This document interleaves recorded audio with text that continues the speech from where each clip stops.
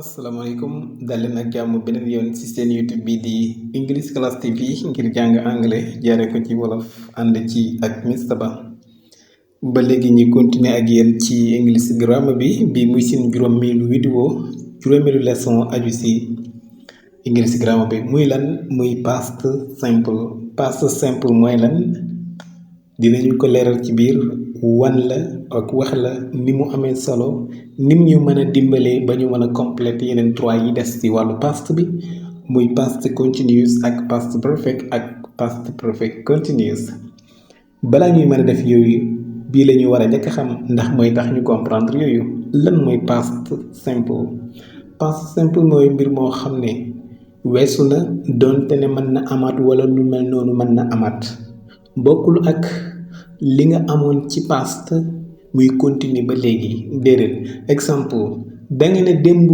wala semaine bi weesu dama jënd téléphone fekk téléphone baa ngi ak yow jëmmi téléphone bi am gi nga ko am nekkul past loolu présent la ndax mu ngi nekk ak yow présent simple la téléphone boobu nag bu ñu ko jëlee ci diggante bi nga bëgg a nettali lu aju ci téléphone bi ñàkk gi nga ko ñàkk loolu mooy amoon nga téléphone bi loolu mooy past simple donte ne mën nga amaat beneen téléphone loolu mooy past simple ci lu gën a gàtt gën a yomb gën a neex a comprendre mooy verb to be ak verb to have ci seen past yi rek la ñuy soxla buñ bëgg a def yeneen trois temps yi nga xam ne moo des muy past continuous ak past perfect continuous to have mooy am waaye nag had mooy amoon bii mooy nekk was wala were mooy nekkoon nañu njëkkee to have past bi mooy I had we had you had they had he had she had it had ci anglais verbe boo gis forme past bi personal pronoun yépp ñoo bokk luñ koy jël ba mu des benn auxiliaire dina ñëw ci kanam léegi muy to be exemple bu mu ne I had a cup of coffee mooy amoon naa wala naanoon naa bu anglais mooy waxee noonu amoon naa have a cup I would like to have wala I have a cup of coffee wala I had a cup of coffee mooy amoon naa wala naanoon naa kaasu café léegi nag beneen espace bi des nii lan moo fi war a nekk bu ñu bëgg a joxe temps bi dëgg-dëgg fii lañ koy def mooy mën na compléter wax ji mën nga dégg lépp mat muy I had a cup of coffee yesterday morning gis nga waaye nag comme que adverbe mën na ñàkk loolu tax moom mën na ñàkk compléter bu la neexee nga ñàkk ko si def waaye day fekk ki ngay wax ak xam li nga bëgg wax ñu jël beneen auxiliaire bi muy verbe to be bi ci past bi I was we were you were they were he was she was it was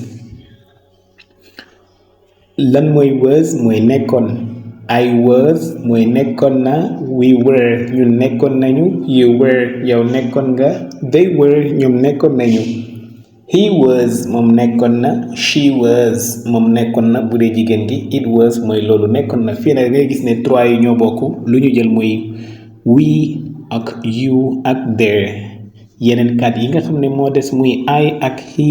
ak she ak it ñoo bokk lu ñu jël muy lan muy was yeneen trois yi la jël were exemple ci loolu bu mu bëgg wax nekkoon na gis nga nekkoon na mën nga wax ne I was in Senegal nekkoon naa Sénégal I was in Senegal nekkoon naa Sénégal bul fàtte ni ma defoon forme bi na la fii nii bu la neexee nga def fi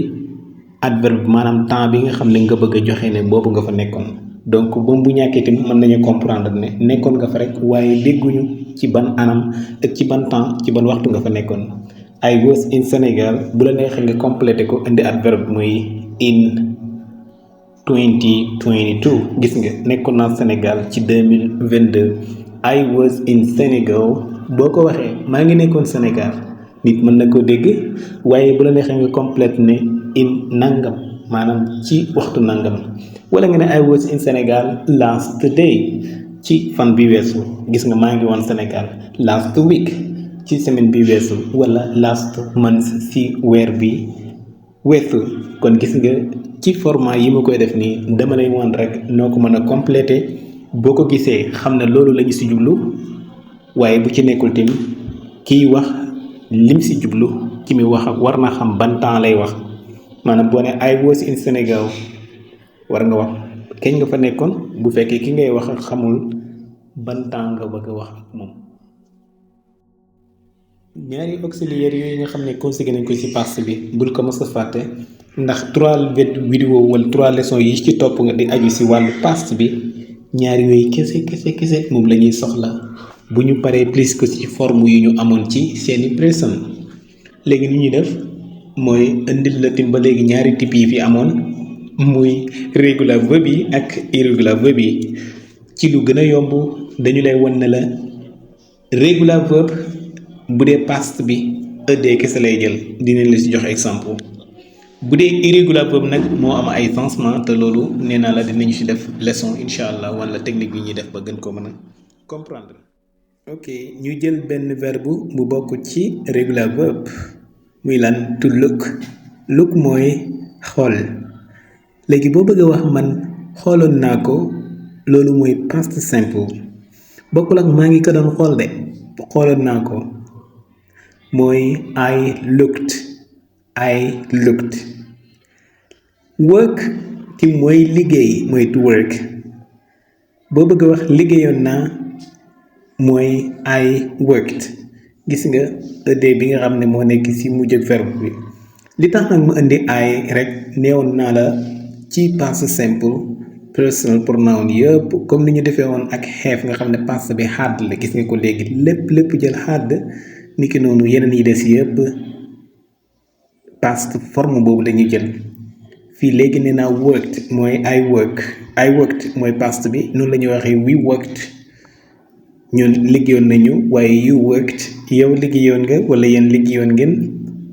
gis nga he worked mooy moom liggéeyoon na waaye she worked mooy moom ba léegi liggéeyoon na bu dee jigéen bu doon ne loo xam ne nekkul nit nga bëgg a wax liggéeyoon na tim it worked ngay wax gis nga kon jarul ñuy indi yenn personal pronoun yi mu ñuy yàggal léegi ñu dem ci beneen forme bi mooy yeneen type yi di irregular verb. voilà coow li nag fii la nekk coowal anglais bi yëpp fii la nekk ñu xool verbe yi seen forme bi nu ñu wuutee ok ñu jël bi ci kaw muy kat mooy dagg présent bi mooy kat past bi mooy kat participe bi mooy kat xoolal loolu am na type verbe yoo xam ne ñetti temps yëpp ñoo bokk nu ñuy mel maanaam benn forme lañu am ñu amaat beneen forme muy lan buy xoolal buy mooy jënd past bi mooy bought participe bi mooy bought gis nga foofu nu mu sensé te am na yenn verbe yoo xam ne ni buy forme bi ni mu mel nii ni mu boolee ñaar yi mujj noonu la ñu mel dama indi buy rek ngir exemple ñu amaat benn mooy come ak came ak come pourtant benn verbe la de waaye moom présent bi ak participe bi ñoo bokk ñu amat beneen type verbe boo xam ne dafa boole maanaam dafa am ñetti forme yu wutee lu demee ni speak muy wax spoke muy past bi waaye spoken muy participe bi léegi ci temps bii nii ma jox la exemple yi lan la ñuy soxla mooy bi ci digg bi la ñuy soxla kon loolu tax ma ne la compliqué li am ci anglais yépp fii la nekk ci temps yi mais ci comme ça technique bu yomb incha allah dinañ ko def nga mën ko comprendre kon lan la ñuy jël mooy forme bi ci digg bi mooy forme past bi mooy forme simple past bi wala past simple bi muy lan kat bought waaye came wala spoke moom la ñuy plus ak subject bi rek mu jox ñi past simple muy lan I kat mooy daggoon naa I bought jëndoon naa waaye I came mooy ñëwoon naa I spoke mooy waxoon naa wala làkkoon naa nga plus langue bi nga bëgg wax